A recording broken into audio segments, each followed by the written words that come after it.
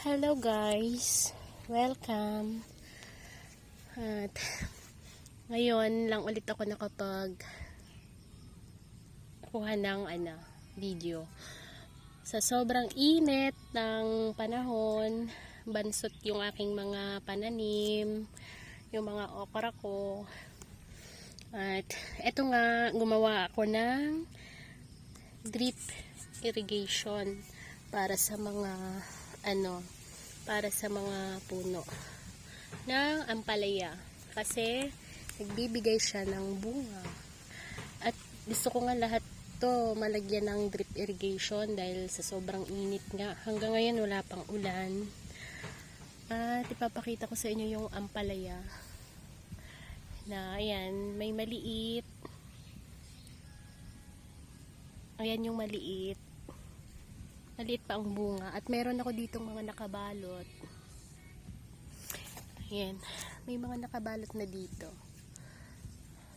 malalaki na rin at ayun, tapos andyan pa sa baba, pero yung sa baba parang naunahan yata ako ng insekto. Ito yung talong, namumunga na siya.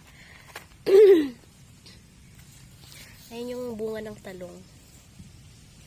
At ito na nga ang nilagay kong drip irrigation, yung tubig na nilagay ko dyan. Meron siyang FFJ. Yan. Kaya ganyan ang kulay niya. Ayan yung patak ng tubig. Nakaano kasi siya sa ayan ayan yung tubig. In-adjust ko yung niya, patak, kasi kanina sobrang hina. At ang mangyayari dyan, yung ng talong, yung ugat ng talong, tatamaan pa rin siya ng tubig na galing sa drip irrigation. Dito naman ang ampalaya, tatamaan pa rin yung ugat ng ampalaya dito dahil pag yan kakalat yan. Tapos dito naman yung talong, dito naman ang ugat ng talong pag ganyan, maihigo pa rin ng talong yung tubig at ng ampalaya yung tubig dahil pag na yung tubig,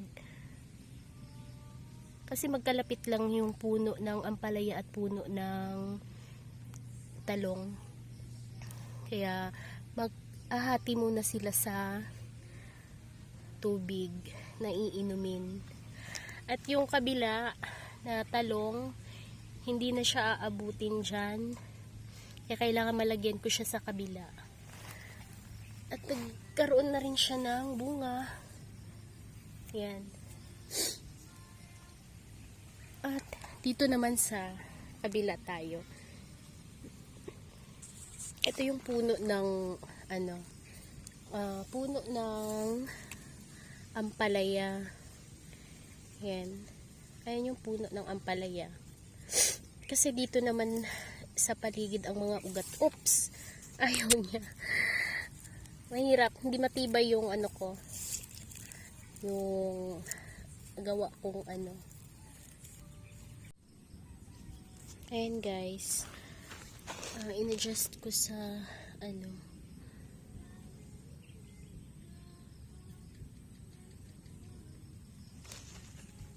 sa medium para makahigop ng tubig yung ugat niya. Yung dito sa kabila na talong, hindi na to siya abuti ng tubig. Hanggang dyan lang sa ugat ng ampalaya yan, tatama.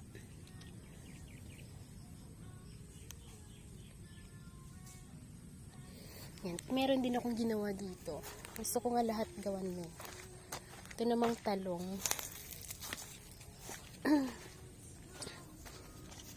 Yung talong na to, ang dami niyang bunga.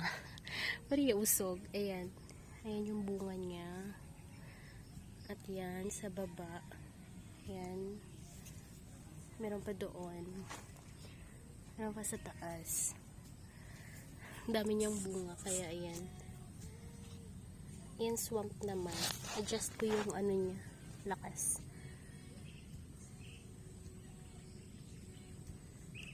Para mabilis makahigop ng ano. Makahigop ng tubig.